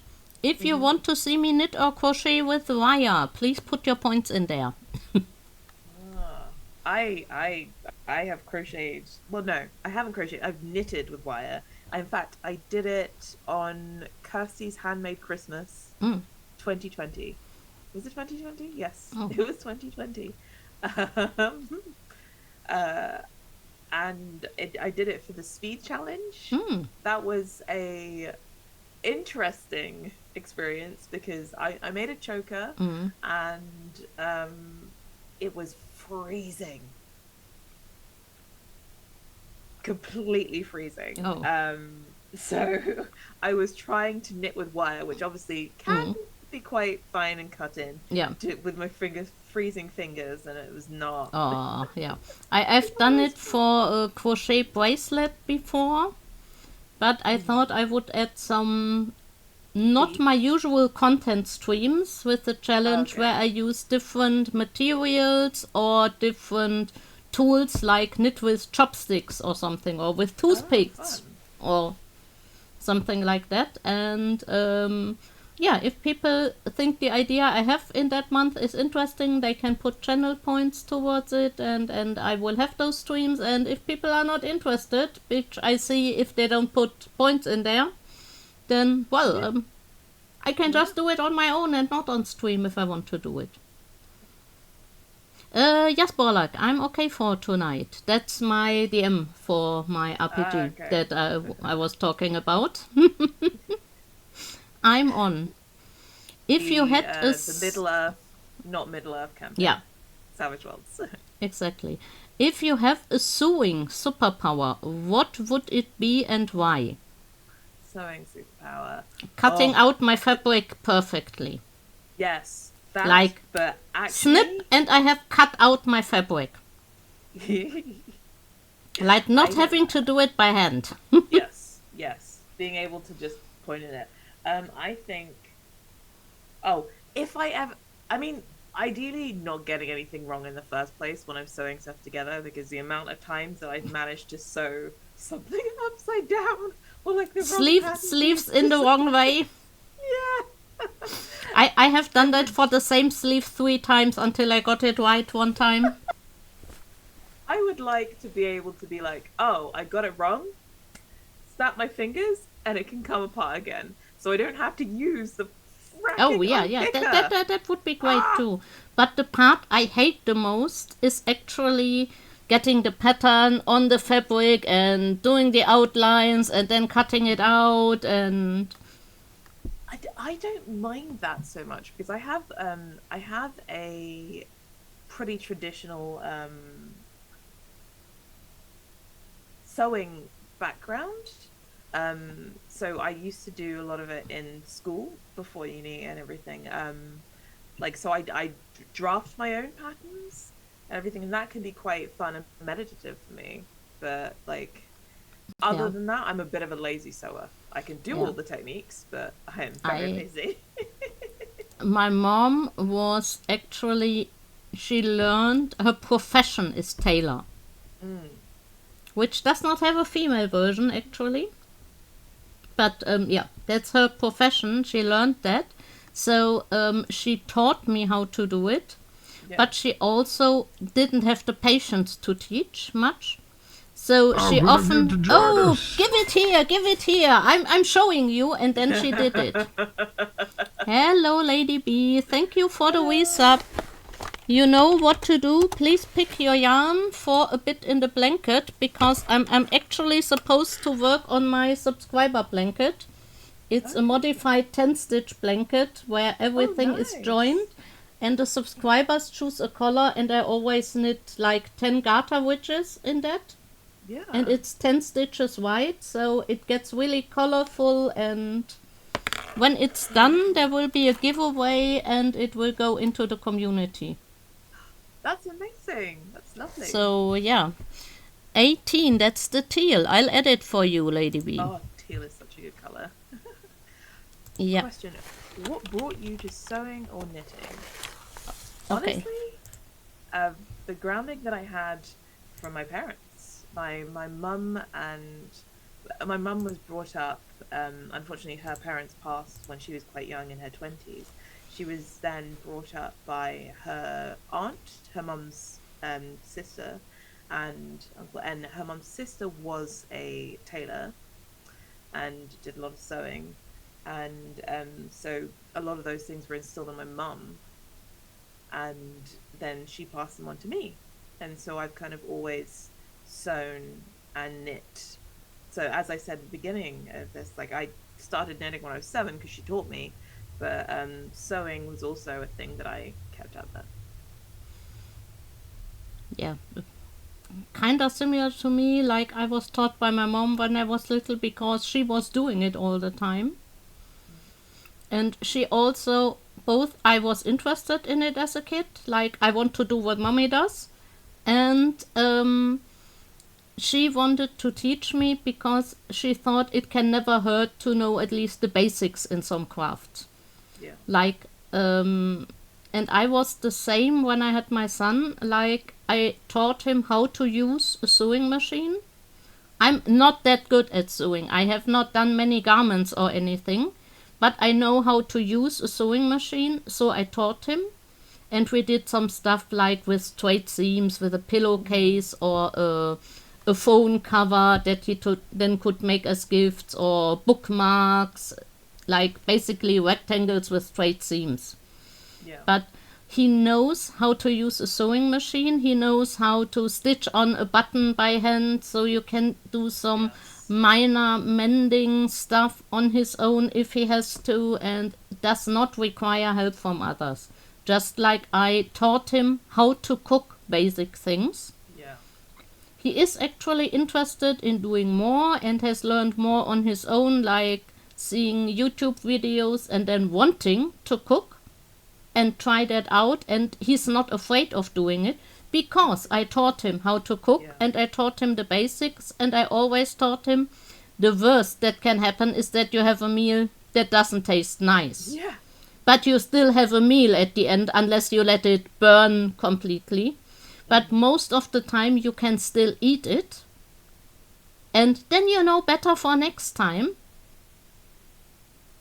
So he never had this, but what if I do it wrong and it's not good? Well, then it's not good, but then you know for next time. Yeah. And you might want to change it up next time, or maybe decide this recipe wasn't for me. Yeah. Oh, we already have another ad break. Well, then, yeah. But I think that's really good to have a grounding in being able to and know skills, so you're not helpless. Yeah, and or like basic cleaning stuff. I'm not the best at housework and housekeeping, but at least that he has held a broom in his hand, knows how to use a washing machine and things like that, that he knows the basics about it, because no matter your gender, those are basic things you should know how to do in your life. 100%. Like, I have lived with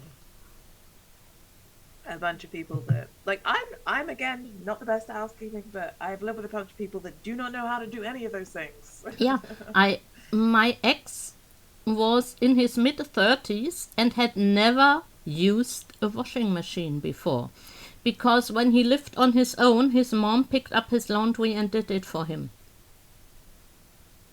I think that not because he wanted that, because his mom insisted on doing that.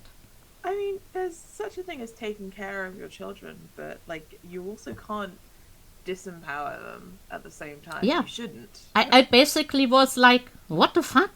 Let's go to the laundry room and I'm showing you how to do this crap because you need to learn. Yeah. No matter which of us is going to be responsible for doing the laundry, you need to learn how to do this stuff. Because what happens when she no longer can do it? Yeah. I could absolutely not understand how he had never, ever, ever in his life used a washing machine before. It's one of those things that it's just, ugh. Favorite yarn to use, I'm assuming? Yeah, probably yarn, but knowing Darth, it could be yarn. Yeah. He likes to troll people in the fun way, but I'm not sure I have more than one yawn, other than I'm just yawning. that too, see? Yeah. Yeah.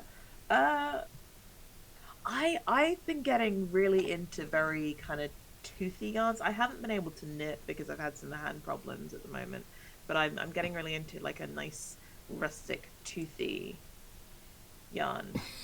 I was yawning as I typed, I'm waking up. All the US people, I know. Yeah. But no. I like a nice toothy, slightly rustic yarn, and that's one of my non-superwash bases, Appledore, which is a blend of Exmoor's Waterballs and Blueface Leicester and Devon Close Wool. So it's a really nice kind of springy yarn that has a really, really lovely crunchy feel, but it's still very soft. No. I used to love working with alpaca blends. Pure alpaca can be really slippery, but in blends I used to love it because it's really soft and silky kinda and lightweight. But since my allergies got worse, I'm avoiding all animal fibers. And now I like blends that have bamboo or tencel in them for kind of the same reason, because they are really smooth and soft and usually more lightweight than like a cotton. And the softness gives the yarn a bit more spring when knit up. Unlike a pure cotton can be really make a firm fabric, and the blends tend to be softer. Or even a blend with acrylic in it for cotton to get something like ribbing really to hold more shape, because the acrylic gives it the stretch that wool would have. Not quite to the same extent, but it gives it some of that. So I needed to find workarounds for the things I want to do. Like a plant-based yarn does not work for everything. Yeah, no, I definitely agree with you with that. I think that I like trying lots of different plant-based yarns, and the ones that I have are very much like the tencel is for a structured DK garment. Like the bamboo linen is also for something that has structure. So you can do those things like welting, and it's not as ridiculously drapey as the 100% bamboo, which is incredibly drapey. Lovely. And 100% bamboo grows when washing and wearing. You need to take that into account. Yes. Mistakes I made at the beginning. It's just like superwash yarn, because that grows a lot as well. Yeah, but it's one of those things that I needed to relearn how to use different yarns because But what I miss with animal fibers is the warmth you get with a relative lightweight fabric. Yes, that is a shame. And to get any kind of warmth from a cotton blend sweater, I need to work in Aran weight or something. Otherwise, so it's very heavy. Yeah, otherwise it will not really add much warmth. Not as much as a wool garment would. Because you can knit a fingering weight sweater and be really toasty warm in it. Yeah, that is one of the benefits of wool. Yeah. There is possibly a plant fiber out there that has has those properties, but I don't know it yet. Yeah, neither do I. And like for socks, I use wool-free sock yarns, but they are mostly acrylic blends with lots of acrylic, because you can get some of the elasticity with acrylic depending on how it's spun, Yeah. which you can't get with a cotton. A cotton will get stretched out and don't spring back. And those acrylics, they actually tend to, even if they get stretched out, they get back into shape much more easily. But again, they don't keep you as warm as wool sock would, but they are still much nicer to wear than I expected from a mostly acrylic yarn. Yeah. I think that in Europe, in general, because from yarn shopping when I've visited, um, I've found some very nice acrylic. It seems to be much nicer over there than it is here. Yeah, there are some really nice ones. Also, one I like that's not from Europe but that I can sometimes get online is actually the Caron Simply Soft, because it deserves that name. It is really soft. It's what I made my current new design out of. Okay. Because it has a nice tweedy yarn. Oh, I love it. One, and I needed something in a more solid color, so the cables would show up, and that's what I had, and it turned out really nice, and I have worn it. It's really pleasant on the skin, unlike we also have some acrylics that are, oh my god, I don't even want to knit with them because they feel so horrible. I can feel it squeaking in my fingers. Yeah. Yeah. So, well, then let's do that one last question from Darth, and then I need to come to an end because I need to eat, and later I have RPG and need to recharge a bit before that. Yes. No problem. So, do you celebrate Christmas? And if yes, what will you be giving this year? So I can't tell you what I'll be giving this year in case any family or friends of mine watch this. Though I have got some good presents that they can at least know. Yeah. Sort of. I sort of celebrate Christmas. Like I do with family, but it's personally not that big a deal for me.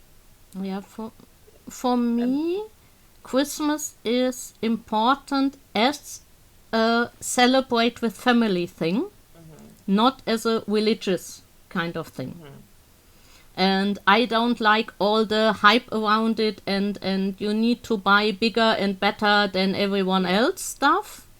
So I often give either stuff people explicitly ask for, because then I know I'm not buying random crap that just gets thrown away. Or I give handmade to some people, like I'm making something that I can't talk about for my partner this year. He sometimes looks at my streams and he is just one room over, so I can't talk about it right now, but it's a Fasten of Yana Long project, so I might post in Discord about it.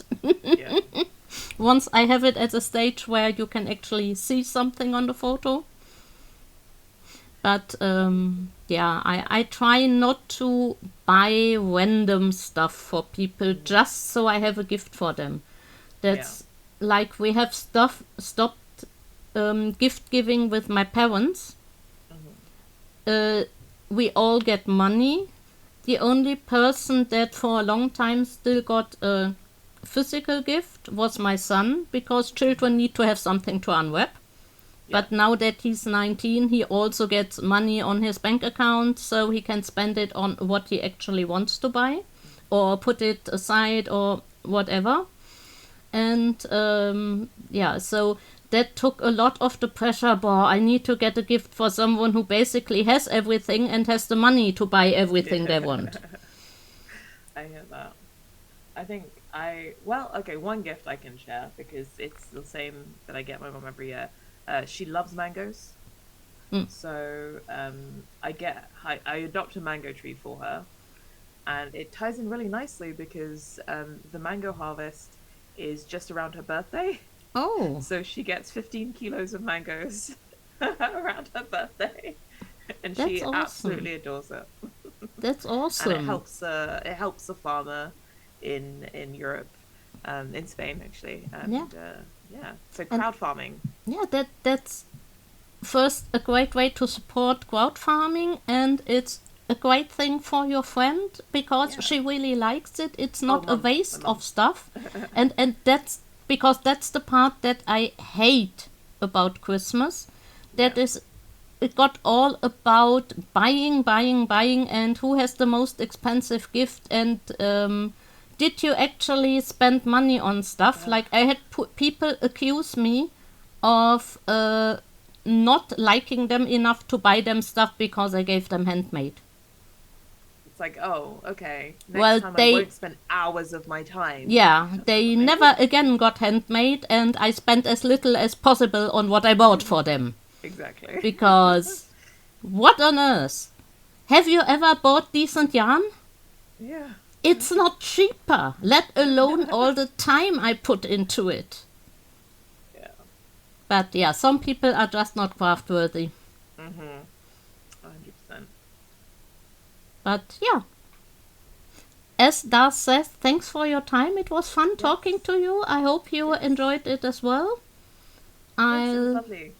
I forgot to start recording, so I will have to download my what The after stream. and cut it to the chat part. Well, it's Yes. just cutting off the first part basically now.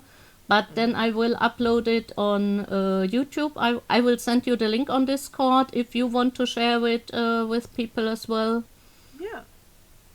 So, because then I know a lot of people don't do Twitch because too much happens at once with the chat on the side, and I know some in the Fasten of Yana Long that basically had a look at my Twitch and then went, nope, nope, I can't do this because of some reasons. Like, yeah, for some people it's just too much going on at once.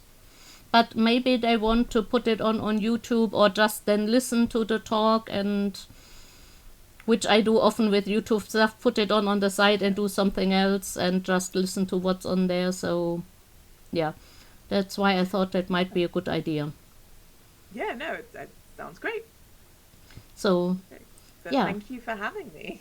yeah, you are very welcome. I started doing that last year and it was quite fun, so I thought I'd offer it again. And I think both people who were on last year have commented and said they had a great time as well. So, let's be honest, I bring the chaos and I haven't been here. Yeah, you're late. I'm about to end this. Oh dear, we could have used some sapphic panic, so Yeah.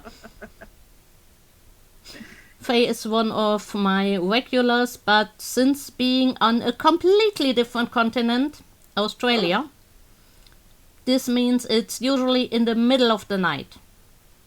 oh no, okay. And I'm getting better at my neopronouns. Hmm. They, them is easy.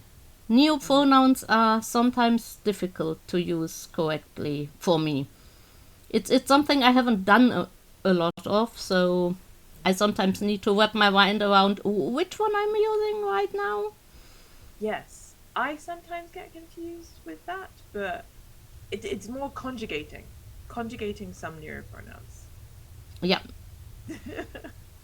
I mean, being asleep is good for you, assumedly. yeah. But Seth usually has a very interesting sleeping schedule. Hmm.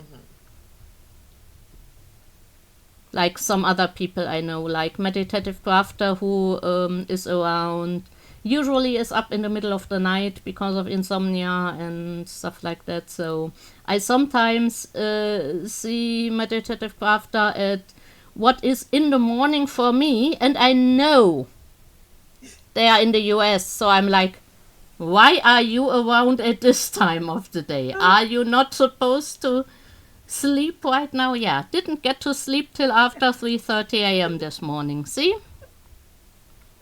Oh dear. No, I hear that, like, especially when I'm reading. Especially when I'm reading and time just disappears because I have to finish the book. Yeah. But yeah, some people are like that. So Seth is often around during my streams, even though they are in the night. But yeah, Dear. Oh dear. yeah, I'm prescribing you all some sleep. yeah. I I hope at did least you sleep get at some. 5 a.m., but I was awake until I think about 3 last night because I was reading. Oh my gosh, everyone. Everyone And hasn't slept. hello, Mama Jewel.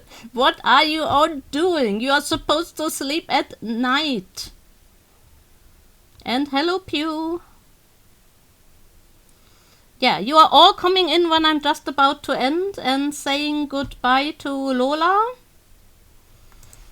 Going to post the links again. So, yeah. Lola is from my yarn event right now, from the Fasten of Yarn Along, is a designer, yarn dyer, and writes games. So Yeah. there are the Tabletop links games. to where you can find them. I don't stream personally, no. You can find me on various different channels where I play, like lots of different TTRPGs. At the moment, I'm not in anything, but I'm going to be in a long-running podcast next year called Strife and Reason. So look out for that. Okay, I'm typing that in chat, and if that's not correct, tell me. No, that is Strife and absolutely. reason. Okay. But yes, I think it will be, but it's going to be out mid-year next year. But otherwise, you can follow me on Twitter at Third Vault Yarns, and I post more about my tabletop games that I'm in there, and also the tabletop games that I write, which are currently popping onto screen now. So. Yeah. So yeah, then thanks for joining me.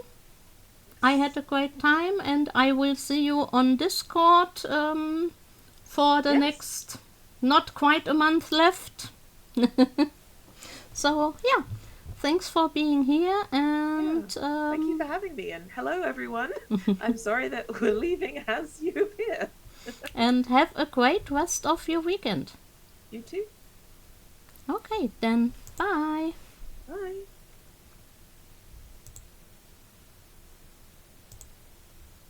Do I? What?